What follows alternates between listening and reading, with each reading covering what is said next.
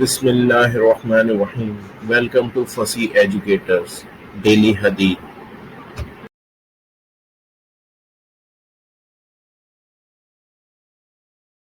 ہم سے مسدد نے بیان کیا کہ کہا ہم سے یحییٰ بن ابی کثیر نے بیان کیا، ان سے عمران ابو بکر نے بیان کیا، ان سے عطاء بن ابی رباح نے بیان کیا، کہا کہ مجھ سے ابن عباس رضی اللہ عنہ نے کہا تمہیں میں ایک جنتی عورت کو نہ دکھا دوں؟ میں نے عرض کیا ضرور دکھائیں. کہا ایک سیاہ عورت نبی کریم صلی اللہ علیہ وسلم کی خدمت میں آئی اور کہا مجھے مرگی آتی ہے اور اس کی وجہ سے میرا سطر کھل جاتا ہے، میرے لیے اللہ تعالیٰ سے دعا کر دیجئے. نبی کریم صلی اللہ علیہ وسلم نے فرمایا اگر تو چاہے تو صبر کر، تجھے جنت ملے گی، اور اگر چاہے تو میں تیرے لیے اللہ سے اس مرض سے نجات کی دعا کر دوں.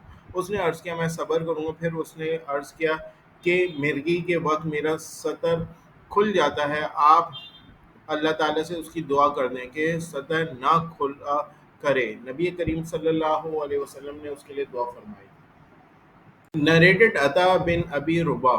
Ibn Abbas said to me, shall I show you a woman of the people of paradise? I said, yes. He said, this black lady came to the Prophet and said, I get attacks of epilepsy and my body becomes uncovered. Please invoke Allah for me. The Prophet said to her, if you wish, be patient and you will have entered paradise. And if you wish, I will invoke Allah to cure you. She said, I will remain patient, and added, but I become uncovered, so please invoke Allah for me that I may not become uncovered. So he invoked Allah for her.